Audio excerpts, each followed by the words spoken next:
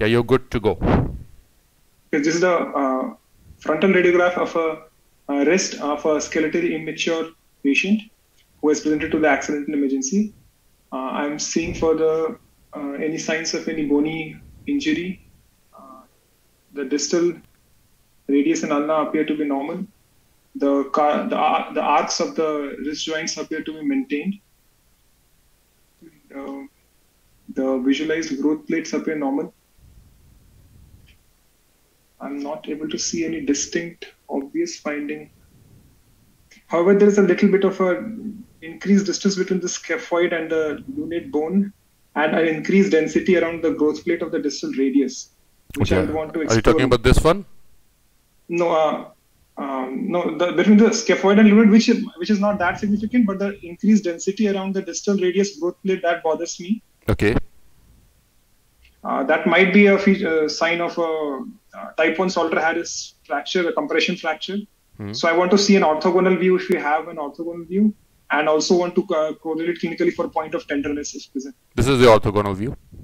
Yeah, so on the orthogonal view, it's very, I can see that it's a complete posterior dislocation of the distal epiphysis of the radius. And this patient, I will immediately inform the accident and emergency team, and the patient will need reduction of the growth plate to its normal position. Have a look at this case, again presented to us to the accident and emergency.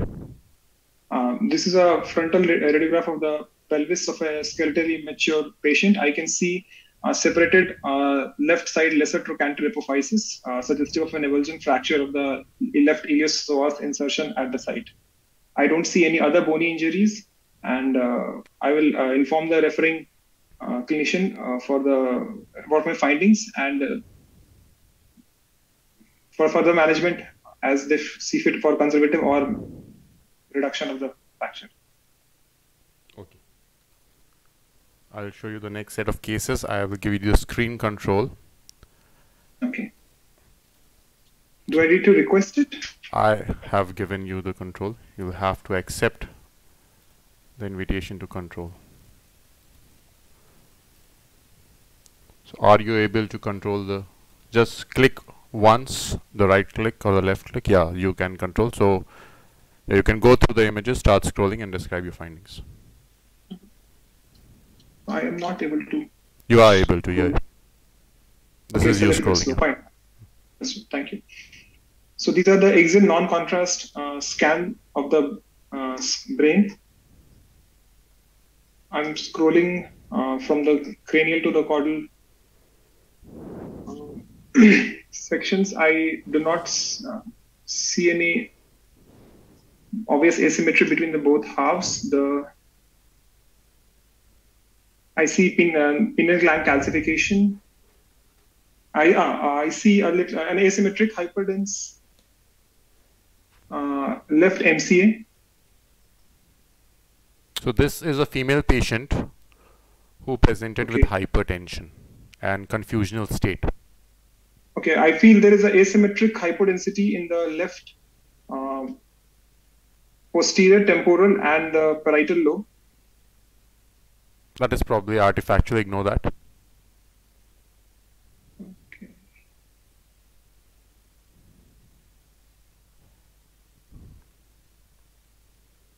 I don't see any frank abnormality.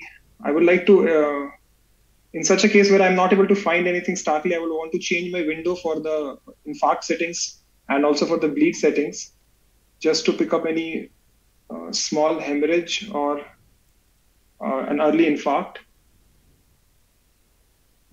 Can I have an option of window change by chance? Okay, windowing was done, but no infarct was seen. So the radiologist as well as a clinician came to a conclusion that they could not find anything on the CT scan. So they ask you what to do further. So if the complaints of the patient is persisting, I will advise for an MR scan. MR of what? Of the brain.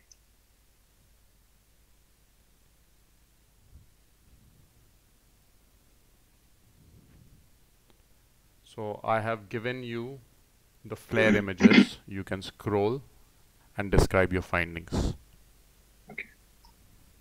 I have to click once first. I think so. Try scrolling directly. If that doesn't work, yeah, it works. Yeah, it works.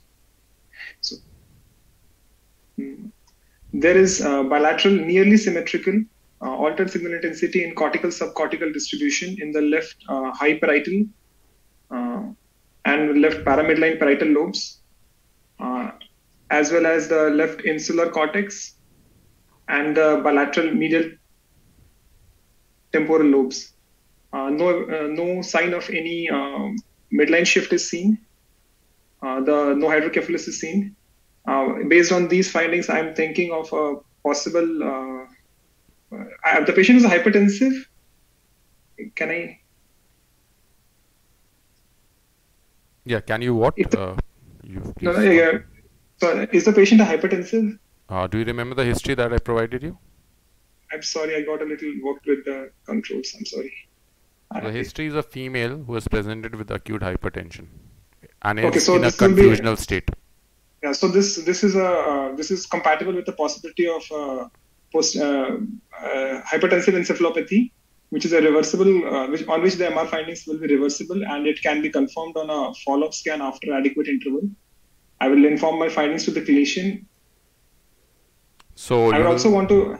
Yeah. So you will give your final diagnosis just by these flare images? No, I will also want to have a look at the rest of the sections of the MR, especially the GRE sequence. And if there is an angiography, I will also want to see a look at the angiography and the venography images. Okay, why GRE and why angiography? Because if these kind of findings, my differentials will include possibility of cavernous sinus thrombosis also, and I will also want to rule out any kind of vascular malformation. Could infarcts be a differential?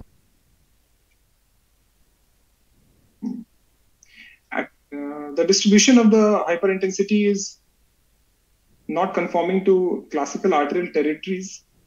So, but there can be an outside chance of an embolic infarcts might be there. Okay. So I will also keep that will also be in a part of differential. Okay. So I will also want to look at the diffusion. Leave the mouse, please. So what will you do with the case? I will first see all the rest of the sections, and after seeing the rest of the sections, I will be able to narrow my differentials. So I agree with your diagnosis of posterior reversible encephalopathy syndrome. So what will you do with this case then? So I will inform the patient needs to be the management is to control the hypertension, and that should resolve the findings in due course. So can we wait for 4 days to do this? To do the follow-up scan? No, the MR findings sometimes persist for longer period compared to the no, you said that. What was your management that you provided? The control of the hypertension. So can we wait for 4 days to do this, or 5 days? Or we have to do it urgently? Urgently, immediately. Okay, sorry. Leave the mouse, please. Okay, have a look at this case. This case presented with severe abdominal pain. You may scroll. Provided to me are the ignore the lung findings and describe the abdominal findings only. Provided to me are the contrast enhanced axial images of the abdomen in the portal venous phase. Is this a portal venous phase? Looks like a late arterial. Yeah, actually, because it is definitely marked. Agreed. Okay, go ahead. Yeah, so on scroll, I can see dilated stomach, dilated small bowel loops with increased enhancement of the mucosal lining. There is a free fluid in the abdomen. I don't see any definite area of mural wall thickening in the dilated loops, or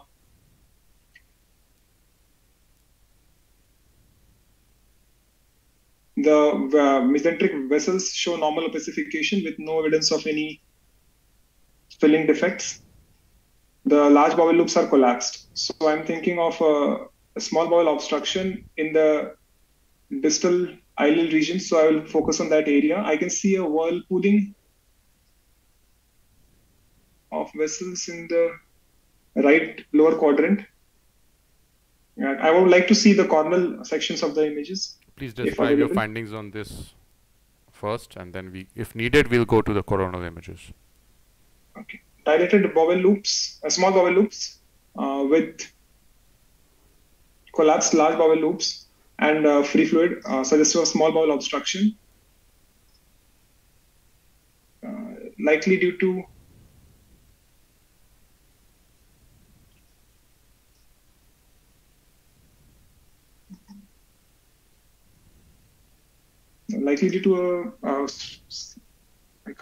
I can't focus the cause on this. So leave the mouse, please. What will you do? I will want to see the coronal sections and the sagittal sections. You've already diagnosed that this is a case of small bowel obstruction. So, okay. I will refer the patient urgently to the surgical team. Okay, please leave the mouse. This is your next case. This is the frontal chest radiograph of a adult patient. I can see lucent opacity projecting over the left half of the superior mediastinum, which is most likely a hyperinflated left lung. There is mild right-sided tracheomediastinal shift. The left upper and mid zone of the lung appear hyperlucent. The right lung appears to be normal in density, bilateral. No evidence of any pleural effusion is seen. Okay, I'll just add the history. This patient is a 1-month-old child with recurrent chest infections and respiratory distress. You can continue now. Okay, so there is a hyperlucency of the left upper and middle zone, and there is contralateral tracheomediastinal shift. So I'm thinking in a child of this age group, I will be thinking of a congenital lobar emphysema. To confirm my findings, I will advise for a further CT scan.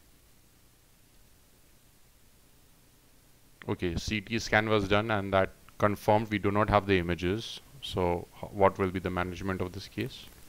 I will inform my findings to the referring doctor, and the patient will be treated symptomatically based upon the current presentation. A call about surgical intervention will be decided by the pulmonology team depending upon the current presentation, if it is a severe nature or not.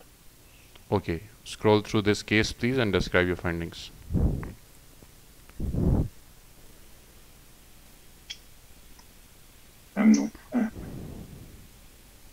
There is diffuse bony expansion with ground glass appearance involving multiple facial and skull bones, which is giving a classical for fibrous dysplasia.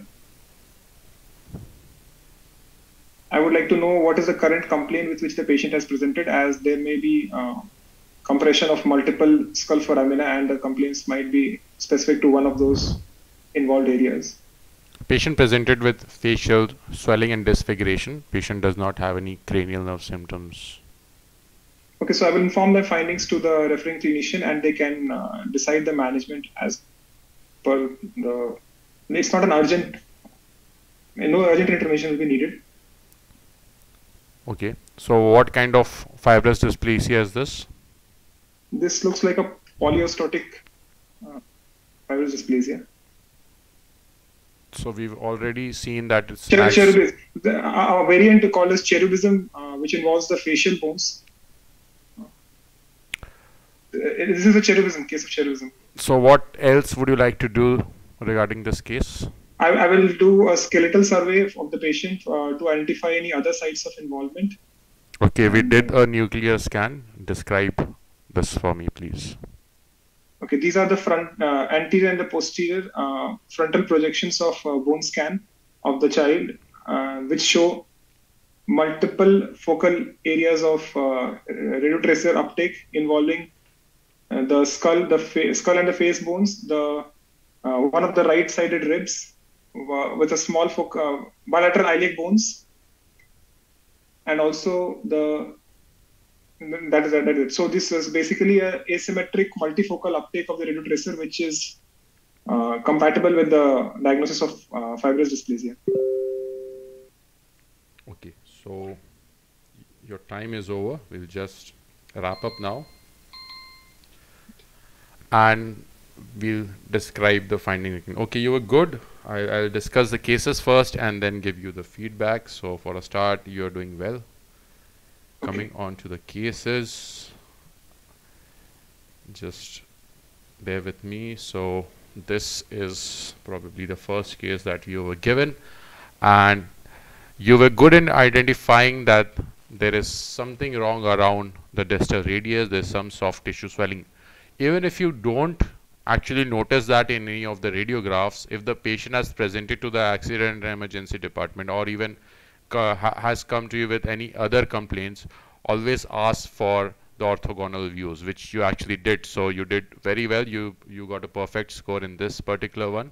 And this shows Salter Harris type 1 fracture, that there's a slippage of the distal epiphysis of the radius with a dorsal angulation and a dorsal displacement, dorsal tilt.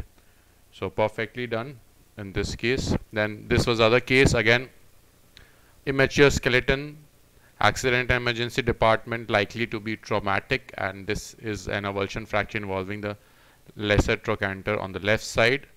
And you were good in identifying and telling that you will be concerned about the iliopsoas insertion at this point. So for these particular cases, you will have to remember this slide. So this is a slide from my friend Dr. Depriyo. You can visit his Instagram page, or you can also find his slides on our website, that is Radiology Vibes at Devrad's Anatomy. But make sure you remember this particular slide.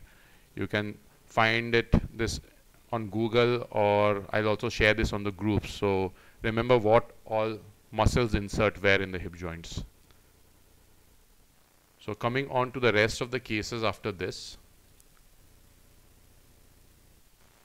So this was your first case. First of all, I would like to begin by saying that you're good, you're clear, confident, approach is good, and findings you're identifying clearly. That is also nice. But there's something which I would like to point you out, because this is very early in your preparation and something which will benefit you a lot. You have a tendency of not scrolling from the end to the end. So this scan, you scroll from here till here. And you did the same thing in the abdomen scan. Yeah, candidate 1, are you audible? Yes. Here, right? I was actually, it's my first time on a Zoom call. It's okay, it's okay. That is why I was very interactive today. I kept on speaking in the middle, because most of the times these examiners, some of them don't even speak, some of them might speak a lot. So you can have different types of examiners, and for the first session you actually did pretty well. I would give you good marks, but just to make sure that you do not carry these mistakes that you're doing to a later stage. So I will just point out the mistakes. You can maybe write it down somewhere. So I do this every session. I give a positive as well as a negative feedback. Sometimes the criticism actually works better than the positive feedback. So I saw that you scrolled from here to this point. You did not scroll through the entire scan. In this case, okay, the CT was normal. You did not miss anything, but you actually missed in a case later on. So this was, again, this is posterior reversible encephalopathy syndrome. Always say that you will look at the DWI also, the diffusion weighted, just to make sure that it is vasogenic edema, because in posterior reversible encephalopathic syndrome, the hyperintensities in the posterior regions in the flare and the T2 images are actually vasogenic edema. So on DWI, it will not show restriction. So just to make sure that it is not infarct or not diffusion restriction, just look at that and maybe compare it to the ADC also. On the ADC, you will have a high signal. And I agree with you, you can look at the angiography as well as the GRE, but I do not think the GRE is of much value in this particular case. Coming on to this one, you scroll to the entire scan, but incompletely. I agree, I had asked you not to look at the lung sections, because the discussion would have been delayed a lot, but you did not actually scroll to the end of the scan. So what was the cause of the intestinal obstruction? What do you think is the cause? Hernia must be there, which I might have missed. What are all the causes of, suppose you're given a small bowel or a large bowel obstruction case in the exam, either in the viva or in the long cases, what are the things that you will be searching for? The common things that are given in the FRCR2B exam. Hernias, intussusception, a mass, or a closed loop obstruction like a cecal volvulus or a sigmoid volvulus. What else? This is for everyone, for all the candidates. What else? Adhesion. What else? Adhesions less likely to come in the FRCR2B exam. They usually give a mechanical cause. Adhesions definitely a mechanical cause, but it's usually after ruling out everything, or if it's a post-operative case. Usually they do not give such cases. They'll give you either hernia, intussusception, carcinoma, all these cases. Something you've missed. There's one very important cause of intestinal obstruction given in the 2B case. Any inflammatory or infective etiology? No, there's one very common. It's very commonly given. You should know that. Gallstone ileus. Yes, gallstone ileus. So these are the common things that are asked in the 2B virus. Make sure whenever you're given such a case, you specifically search for those etiologies. Okay. So I agree with you that you would look for hernia. You would look at the gallbladder. So we'll go slowly through each of the things. The gallbladder looks fine. I do not see any gallstone. I do not see any air within. I do not see any pneumobilia, no free air in the peritoneum. But then what you did, you stopped somewhere over here. And you did not scroll through the entire scan. You stopped somewhere over here. If you would have scrolled through the entire scan, you would have seen that there is an right obturator hernia. And this is the transition point. So note it down. Every participant, this is early stage in your preparation. Always look at the entire scans from top to bottom. And one thing you people can do, that you can tell the examiner that I will go through the scan briefly and then start to describe my findings. Because you wasted a lot of time in the upper abdomen describing the stomach, which was really not needed. So you can quickly scroll through the entire scan, tell the examiners that you would like to do that. They never stop you, they'll allow you to do that. Scroll through the entire thing, and then you can quickly go back to the top and then describe your findings again. So basically what happens, you have a brief idea about the case and what you're supposed to say. So even if you won't be able to see all the findings in the case, you'll have at least 1 or 2 findings ready in your mind, which will help you at least start the case and start describing your findings. So always do that. One more criticism that I think is there, you scroll a lot. You do not scroll to the end of the scan, but you have too much to and fro scrolling. So in one of the cases, you scrolled at least 8 times to and fro, which was not needed. Sometimes these examiners get irritated. So since the findings and the entire diagnosis was in the axial itself, that is why I did not show you the coronal. Sometimes this will happen if the findings, everything is visible in a particular slice or a sequence or a particular axial or a coronal reformat, they might not show you the further images. So be ready for that as well. You could have made the entire diagnosis in this particular slices itself. Yeah, so this again, you were perfect. You gave the diagnosis of congenital lobar emphysema or congenital lobar overinflation. Why did you say this was an adult patient? There was a lag in the internet, and I don't know. No, I don't know. The thing is, sometimes it will happen that you won't be sure about what it is. So I could not see the humeri. That's why. So without seeing, why did you assume that? So that's the problem. Never assume. If in doubt, you can still ask the examiner. Sometimes they will tell you, or they might give you hints. So you might say, okay, I'm trying to ascertain if this is a adult or a pediatric patient, but I'm not able to look at the humeral epiphysis. Could I please know if this is a adult or a pediatric patient? So if you can make out, they might say, please see the radiograph carefully, you can make it out from there. So then you look further. Sometimes they'll just tell you or just point it out to you. So that also helps. So overall, you've done well in this case. You got it correct. What do you think is the differentials in this particular case? If there was no volume law, like Differential can be but for the specific child age group, there can be a foreign body obstruction which can cause hyperinflation. Good. And apart from that, for this age group, with the mass effect on the other side, I don't see any other differentials. Okay. And the other differentials that could be pertinent, such as bronchial atresia. Yeah.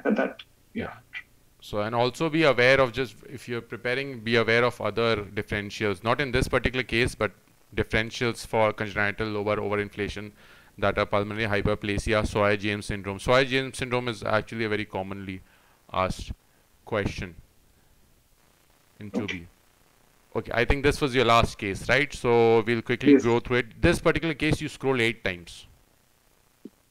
So do not do that. I will take care of that. Yeah. You lose marks because of this sometimes. It depends on the examiner. Some examiner might cut half a mark. So do not do that. Okay, well described. So there is generalized expansion of the maxillofacial bones and the parts of the visualized skull bones. And there are areas of sclerotic as well as lucent regions. So the diagnosis will be fibrous dysplasia, but I would not say that this will be a case of polyostotic without looking at the other bones. So this is still maxillofacial fibrous dysplasia. So always tell the examiner that you will like to see for similar lesions in any other part of the body, in any other bone. So skeletal survey, okay, good enough. You can also say that you can go for a bone scan, which these people actually did. So there was maxillofacial and skull fibrous dysplasia, also fibrous dysplasia of the right sided rib. So what are the syndromes that you know? McCune-Albright syndrome and the Motherboard syndrome. In McCune-Albright syndrome, we have precocious puberty and other endocrinopathies in association with polyostotic fibrous dysplasia, and in Motherboard syndromes, we have myxoma, soft tissue myxomas. Okay, so well done. Make sure you remember everything. Okay, one more thing regarding that CT case of posterior reversible encephalopathy syndrome. Once you've described the CT scan, if they show you the MRI, you tell which sequence of the MRI it is before starting to give your findings. Tell them that you're looking, you've been provided with an axial flare sequence of the MRI of the brain. So each of these actually carries marks. Many candidates, they fail by 0.5 mark and they think it's not fair, but each particular 0.5 marks is counted and then it's total, and that's how you receive your 2B scores.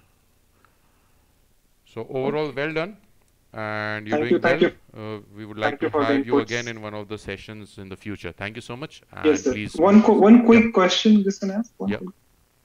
Roughly what will be a comfortable time to look at the case at the start and there not is no, taking too much? I actually differ in opinion from most of the courses that these people have. You cannot report radiology in a mathematical manner. So even if you're in your daily reporting, if someone asks you how much time will you take in a particular scan without you actually having to look at the scan, will you be able to give a particular number? No, I'm saying without speaking. Like you said, Nick, I can take my time to... You can take 5-6 seconds. Maybe scroll through quickly. 10 seconds is a bit too much. 5-6 seconds you can quickly scroll through. Like in that particular abdomen case, the obstruction case, you can scroll the entire scan quickly in 5 to 6 seconds and you can have a basic idea, okay, this is a case of intestinal obstruction. So I have to speak about intestinal obstruction. I have to find the cause.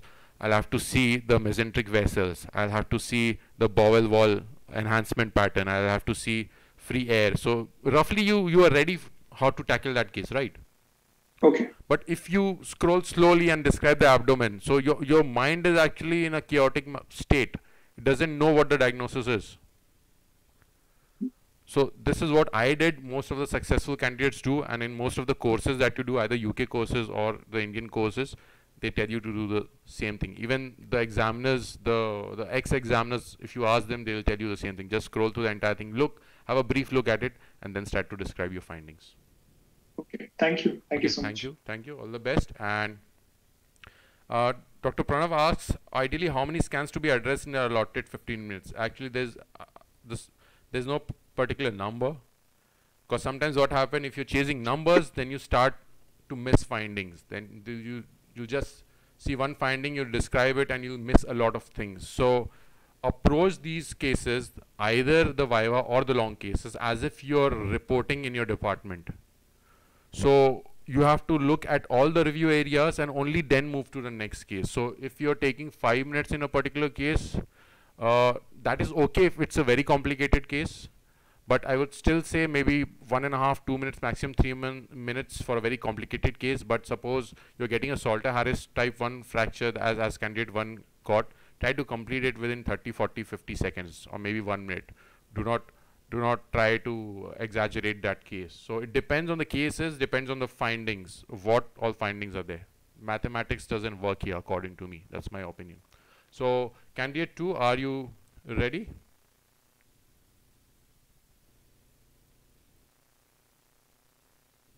So just a minute, candidate 2, I think you're muted and I'll have to unmute you.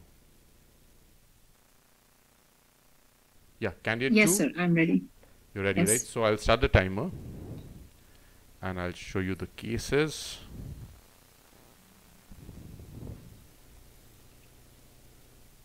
Just a moment.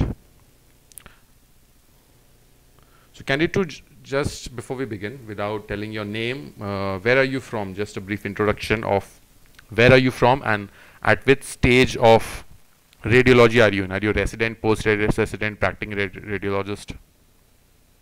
I've completed my residency. I am not practicing and currently residing in Saudi Arabia. Okay, thank you so much. So nice to have you here. And I'll show you. So you can start describing. This patient has come to us to the accident and emergency department. Okay, so I've been presented with the ankle radiograph of an skeletally immature patient.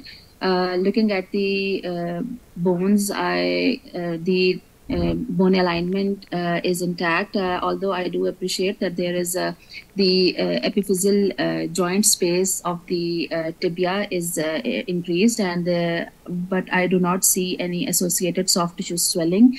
The lateral malleolus is normal. I would, if there is any other orthogonal view present, I would like to see that as well. Okay, you sure that there is no soft tissue swelling in this particular radiograph?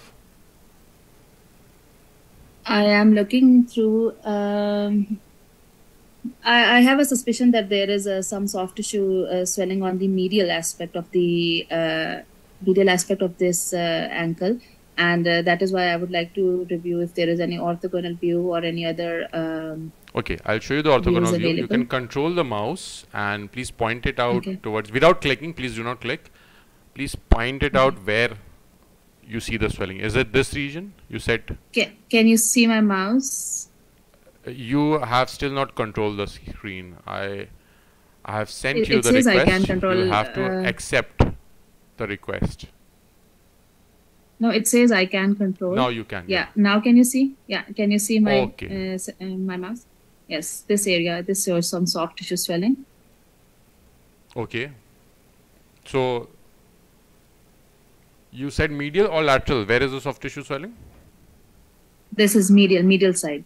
The lateral is okay. The lateral malleolus is normal. Okay. I'll show you the orthogonal view. Leave the mouse, please.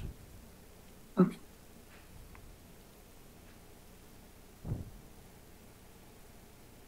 All right, so in this lateral radiograph of the ankle joint, I can appreciate that there is a fracture which is seen along the posterior malleolus of the distal tibia, as well as the joint space of the distal tibial epiphysis also appears to be disrupted.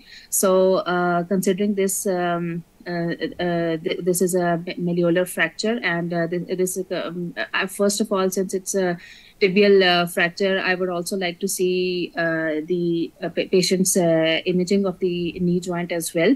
And secondly, to review the whole of the tibia and fibula. And secondly, I would like to give my findings to the referring physician, and also consult about the history of the mechanism of the patient's injury. If there is any other, if there is a dangerous mechanism of injury, then review of the spines may also be considered.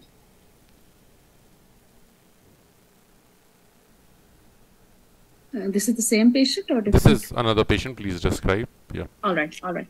Okay, so I'm presented with the pelvic radiograph of an adult patient. I can appreciate that few mottled lucencies are noted within the intertrochanteric space of the left femur. Along with that, there is an avulsion of the lesser trochanter of the left femur as well. So, there is a focal calcification. Calcific density is also noted along the anterior superior iliac spine on the right side.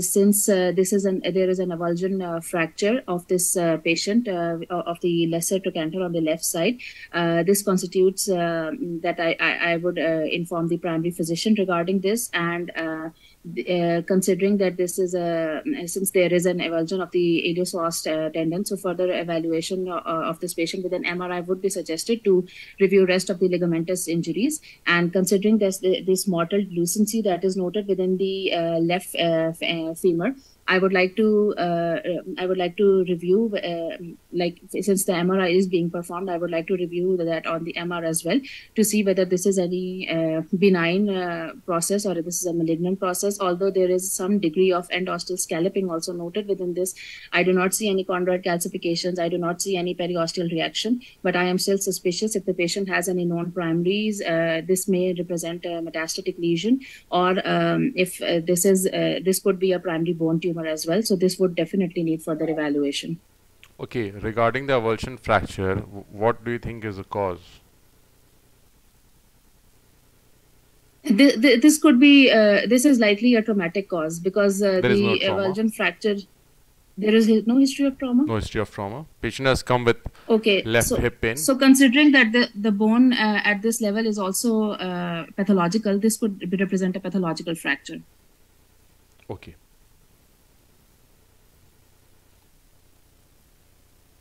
I'll show you the next set of cases. You can scroll the scan. Okay. All right. So I'm presented with the post-contrast CT scan of the abdomen and pelvis of a patient. I'll be going through the scan first before I can give my findings. So the most striking abnormality that I can appreciate is that in the region of the right iliac fossa, there is a invagination of one of the bowel loops, which is seen in one of the ileal bowel loops. Where? Which is seen in over here. Okay. Over here. Okay. Yeah, over here. Okay. So, stop there and keep describing. Yes, okay, so it is seen invaginating into one of the ileal loops, suggestive of an intussusception. Since this is an adult patient, I would definitely go through the images to see whether there is any, to determine whether there is any associated cause of this intussusception, that if there is any underlying lipoma or any other. Over here, I can see some fat density. So, if this could be an underlying lipoma, which is acting as a lead point to this intussusception. So, would you be sure at just one section, or would you?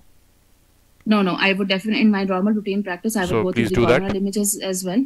Yeah. No, please scroll to. You said you'll in your normal routine you'll scroll through the entire scan. You can do that in the axial images itself. Yeah. Okay. So yes, I can see that. I can see this fat density. Yeah. So there is a lipoma which is acting as a lead point. So the upstream, I would go through the images again to look for upstream bowel dilatation. The bowel is not pathologically dilated at this point, but and in my normal routine practice, I would then follow the vessels also. Although this is an emergency and it requires urgent inform to the primary physician, and depending on the patient's symptoms, the further management will be planned by the surgical team.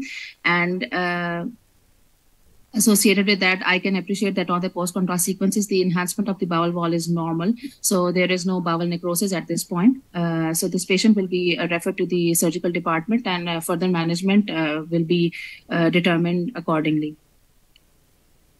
Okay. Please leave them. Do you want to scroll and describe further, or are you done with this case? I would just like to give one more finding, that there was a hip prosthesis is noted on the left side, which is causing streak artifacts. So this part of the scan cannot be commented upon. Although in the pelvis, I do not appreciate any other significant abnormality, and the rest of the abdominal viscera are also within normal limits. Only a small, I think, cyst is noted in the spleen, I guess. No, even that was a partial volume thing. But there is some mesenteric congestive changes in the overall, specifically in the upper abdomen around here. I can also see some varicosity. So I'll just look if their portal vein, patency of the portal vein is normal. The patency of the splenic vein is normal. So yeah, I do not see any pathology which might be contributing to these mesenteric congestive changes. Okay, please leave the mouse. I'll show you the next Yes. case. Yeah, so this is your next case. You can start scrolling. All right. So I've been presented with the post-contrast sequences. Sorry. Yes, now I can scroll. Post-contrast sequences of the abdomen and pelvis in this patient. I would be going through the images first before I can give my diagnosis.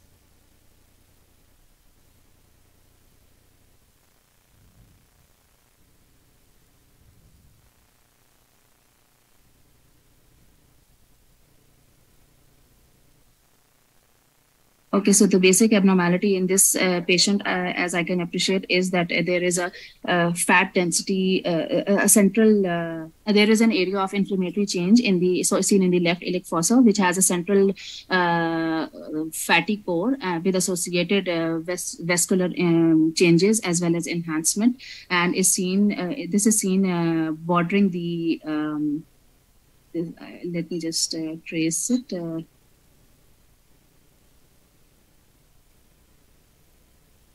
Yeah, so it is seen bordering the sigmoid colon, and I would like to just go through the images again to see whether there are any other associated divertically or any other abnormality within the sigmoid colon.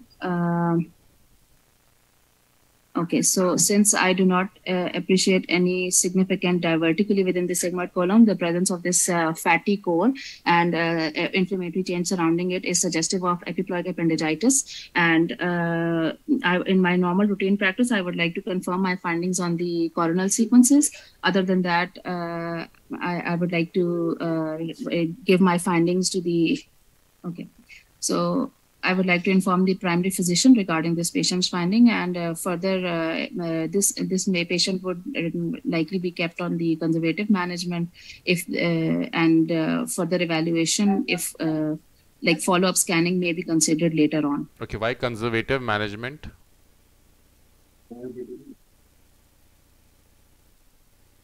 Because unless there is a definite cause, yes, unless there is a definite cause of this epiploic appendicitis, this will be like this is conservatively managed. They don't do an open surgery for this. Have a look at the next case. Yes. You may scroll. Okay. So I've been presented with the, sorry. Yeah, scroll down. Yeah, I can present. Yeah, I've been presented with the CT scan brain in an adult patient. The most striking abnormality I can see is that there is a mass lesion, which is with its epicenter in the midline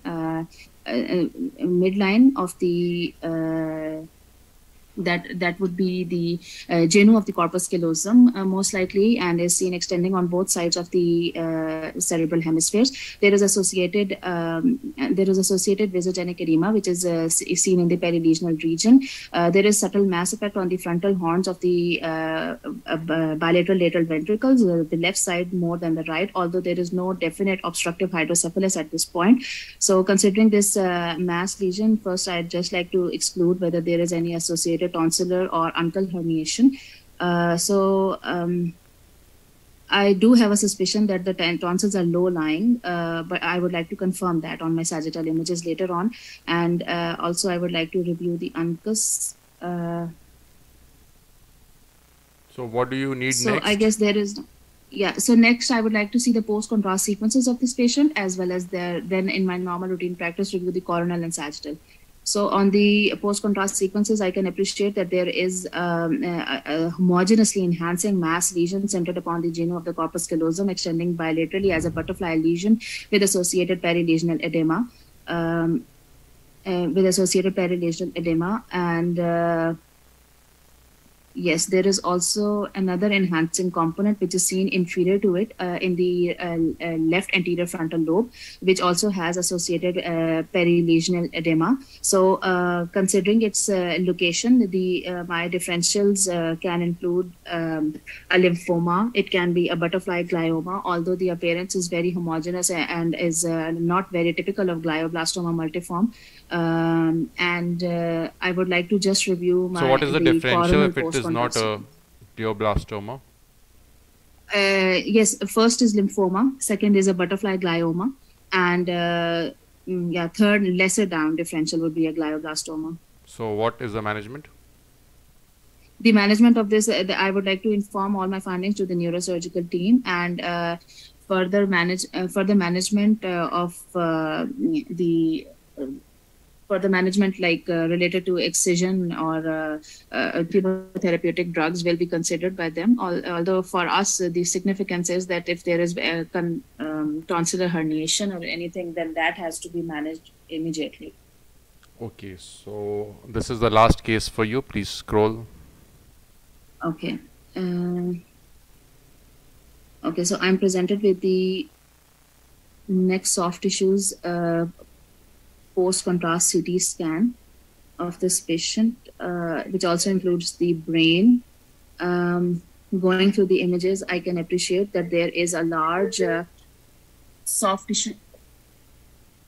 tissue swelling in the in the subgaleal soft tissues of the anterior frontal region, more prominently on the left side, with an associated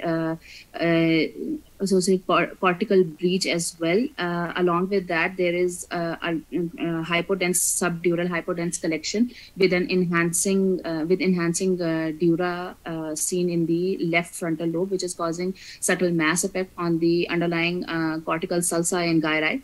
So, considering this large soft tissue swelling, this does not show any internal vascularity, but although I do appreciate that there is some enhancement is also noted within this some enhancement is also noted within this area of inflammatory changes. So this scan, I would like to first correlate whether the patient has any history of trauma, which might have led to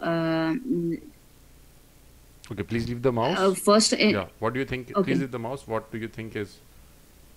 So I would like to see the bone window as well, because I am suspicious of two things: if there is a post-traumatic hematoma with a subdural effusion, or it could be an osteomyelitis of the underlying bone with associated infective changes in the overlying skin as well. So if I can see the bony. Here is the bony window. So looking at the bone window, looking at the bone window, I can appreciate that there is these are erosive changes within the bones, with increased sclerosis of the bone, with the thickening of the inner cortex as well. So this is likely suggestive of being osteomyelitis of the left-sided frontal bone. Yes, over here it is. I can see over here, there is expansion of the bone as well. So it looks more like that there is osteomyelitis of the bone with associated an abscess in the okay, please leave the mouse. Soft tissues of the please leave the mouse. So this patient has had chronic frontal sinusitis. What is your diagnosis? You've already given me osteomyelitis. Do you know if there's a particular name to it of this specific yes, case? Pot puffy tumor. Pot puffy tumor. Okay, so we'll stop now, and okay. I'll just give you a brief feedback. So your good points are that you're clear, confident, your speed is good, your descriptions are very good, and just as I told candidate 1, you actually quickly scroll through the cases and then started to describe the findings. So this is good. You again are scrolling a lot to and fro, though less than candidate 1, but still that should be improved upon. Do not scroll a lot to and fro. If you are describing a particular section and a particular image, stay there so that what happens, I'll tell you why I'm telling you this. You always will, in the first half of the viva, in the first 30 minutes, you'll have two examiners. So for example, if I am the examiner 1 and I am showing you the cases which are my particular original cases. Okay. So the examiner 2 will be actually marking you for the cases. I will not be giving you the marks. Examiner 2 will be giving you the marks, and even examiner 2 will be seeing those cases for the first time. Okay. So that is why I consider the FRCR 2B exam very fair, because you and the person who is marking are looking at the cases for the first time. So if I am giving you a particular case which I have reported and I already know about, so then it becomes unfair, because I will be marking upon what I know, and that will be a biased kind of a evaluation. But then in the FRCR exam, examiner 2 marks, even they do not know what the diagnosis is. So you have to stay on the particular image where you are describing, so that the examiner who is marking you actually sees, okay, this is what that candidate is describing. Okay, I agree with what candidate is speaking. Okay. So that is a very small thing, but do remember that. And this was correct. It's a Potts-Puffy tumor. It's a case of chronic frontal sinusitis with resultant scalp, like subperiosteal and subgaleal collection, as well as an extra axial component to it in the left frontal region, and there is destruction of the frontal bone as well. So always look at the bony windows as well in these particular cases. Now I'll quickly go on to the first case, that is, I think, this one. Okay, I think there is some soft tissue swelling here also as well as here. Do you agree with me? Yeah. So I was not that convinced about the lateral one. That's why. But still, it's okay. Whenever you're given. So I've given similar cases for candidate 1 and 2, just to reinforce the idea of asking for orthogonal. Okay, the spelling of orthogonal is wrong. Pardon me for that. So there is soft tissue swelling around both the malleoli, and even if there is no swelling, the patient has come with pain or trauma to the A&E. A&E is accident and emergency. So you'll definitely look at the orthogonal images, and when the lateral view is given, you can clearly see that there's a fracture. So that is good enough. Complete this case maybe in 40 seconds or 1 minute at the max. So this will be usually a starter case. You might be shown something like this, a fracture case or something very, very simple, just to warm you up and maybe like calm down your nerves. So be ready for that. Do not waste too much of time describing the same things again and again. The second case was avulsion of the lesser trochanter of the left femur, along with there's a lucent region in the intertrochanteric region, nothing else elsewhere. Okay, this was heterotopic ossification, not significant in this particular case. What we have to focus over here is this particular region. Now, all these cases are from Radiopedia. I prepared this in the evening itself, and while looking at this particular case, in the quiz section of the case, there was a very good set of questions that I found. So the first question was, which muscle inserts onto the lesser trochanter? So we've already discussed this for both the candidates, iliopsoas, and I've already shown you this. So go through this. That's the first thing. Okay, the second question was, are lesser trochanter fractures common in older, less active people? It says no. So this we have to remember. Just because you said this could be trauma, even after you had actually pointed it out that this is a metastatic lesion, most likely. So you have to combine these two, A plus B. Okay, 1 plus 1 is 2. You have to combine these two. It is very unlikely that in the FRCR exam you'll be given something too much, like something which do not correlate. Maybe you'll be given such cases in the long cases, but in the viva you'll have cases where you'll have to correlate the 2 or 3 findings, and give a unified diagnosis, so to say. So the third question was very important. What is the significance of a non-traumatic lesser trochanteric avulsion? So in an adult patient, an older patient and an adult patient, it should always be regarded as secondary to a metastatic neoplasm, unless proven otherwise. So when do we prove it otherwise? Suppose there's a history of trauma. But even in this particular case, since there is already a suspicion of a metastatic lesion, even if there is trauma, you would still suggest that this is more likely to be a metastatic pathological fracture. Maybe the trauma has aggravated it and caused the fracture, which was already weakened from before the lesser trochanteric region. So this is something to be remembered. In the pediatric age group, it is always due to a trauma. In the elderly adult age group, should always be considered as metastatic first, unless proven otherwise. Just remember this, very important thing. So this is a slide which again you have to remember, and we come back to the rest of the cases.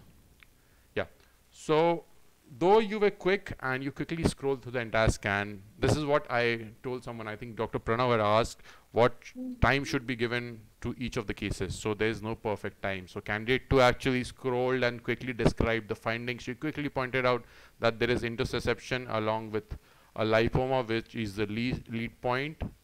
That is good, but, and I also specifically asked you, are the other organs fine? You said yes. Can you tell me where the pancreas is? Oh, Do you see the there's pancreas? atrophy of the pancreas. No, there's So fatty you atrophy. even describe fat standing here, but you did not notice that there is no Oh, pancreas. yes. So what has happened to the pancreas? I missed it. This patient is of cystic fibrosis. Why? What has happened to the pancreas? There's fatty atrophy. Fatty atrophy or fatty replacement of the pancreas. So this is fatty replacement of the pancreas. Yeah, fatty atrophy or fatty replacement of the pancreas. This is commonly shown in FRCR to be viva, and even in the long cases. It might be coupled with other findings, such as in this case.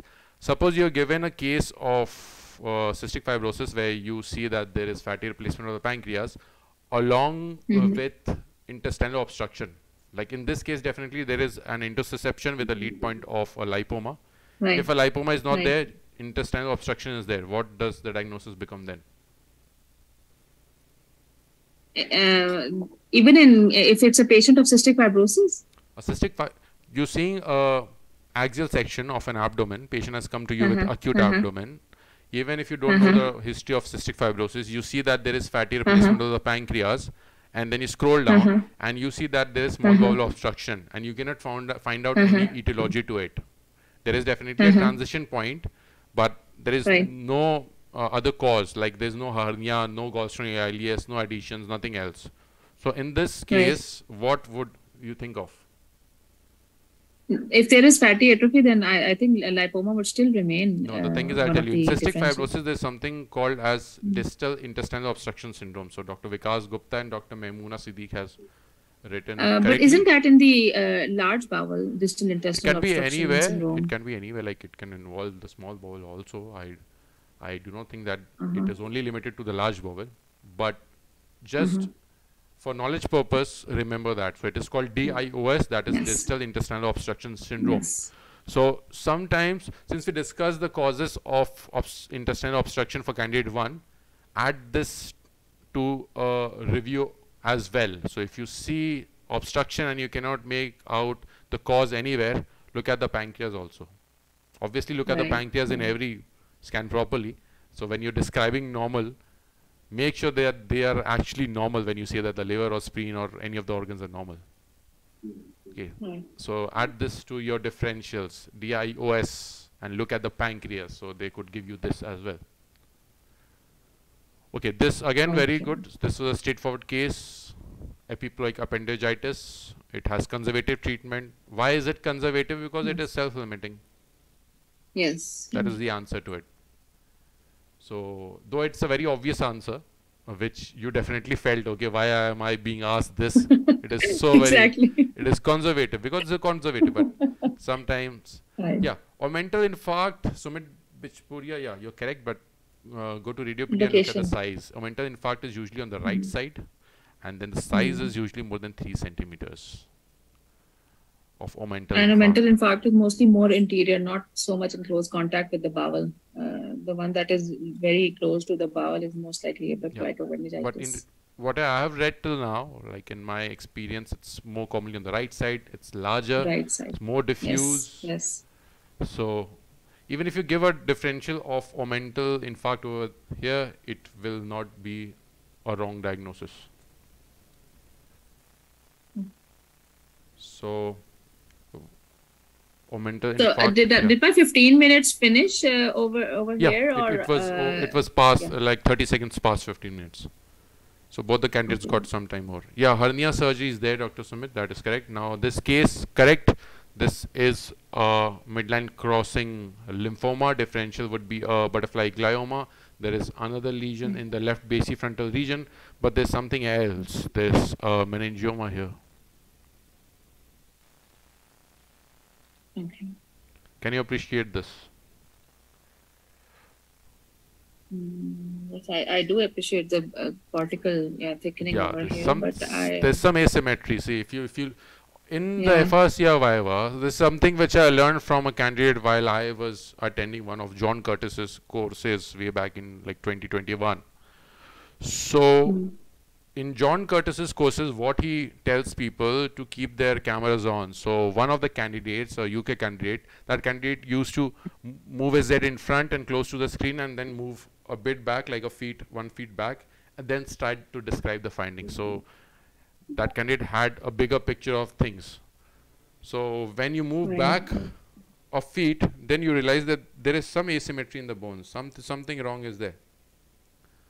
So in brain, symmetry is your friend. So make sure you utilize that. And this is a meningioma. So this you miss, so you lose marks over here. So this is the consequence of being too fast at times. So do not go about it mathematically. Try to complete the case as you would do in your daily reporting. This we've already covered. And then maybe the next two cases which I had saved maybe in the next session. So well done, candidate 2. For a start, you're doing well. There's some things which you should improve upon. So you should improve upon those. One more thing, I see many of the candidates using the phrase, the most striking abnormality that I see. I would suggest to stop using repetitive phrases. Like you can use it once or twice, but trying to do it in every case is not a good thing to do. One of the candidates, one of the members have asked, do we need to say all the negatives and continue talking about them? Is it correct or not advised? So it depends on the case.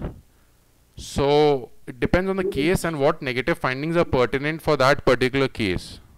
So you don't have to go about doing this in every particular case that the liver is normal. You can just give a brief statement that the rest of the organs are normal, but make sure that you've actually seen the rest of the organs and not just scroll through quickly. Even if you're scrolling it through quickly, be sure, like whatever you would do in your daily practice, you have to do the same thing over here. So you can do it in 2 or 3 minutes or whatever time you have, you can quickly do that. So it will come by practice. Once we've done more of these sessions, you'll have a brief idea of what you're supposed to do and where you have to, in which case you have to look further. So that's all for today, and we'll meet again next Saturday. So I already have few shortlisted candidates. I think 1, 2, 3, 4, 5, 6 candidates are shortlisted. Any other candidate who wants to be shortlisted for these vivas, please message me directly on Telegram. Thank you so much, and see you next. Thank you so much, sir. Thank you. See you next Saturday.